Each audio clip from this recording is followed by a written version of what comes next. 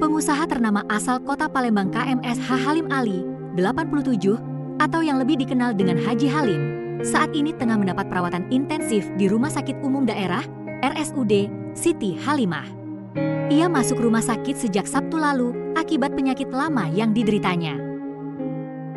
Di saat yang sama, tokoh masyarakat itu juga bakal diperiksa penyidik Tipidter Bareskrim Polri. Bareskrim Polri berencana memeriksa Kms HA Halim Ali untuk kapasitasnya sebagai pemilik PT Sentosa Kurnia Bahagia, SKB, yang tengah berkonflik lahan dengan PT Gorby Putra Utama, GPU. Informasi yang dihimpun, Haji Halim bakal diperiksa untuk kasus dugaan penyerobotan dan pengrusakan lahan di Kabupaten Musi Rawas Utara, Muratara.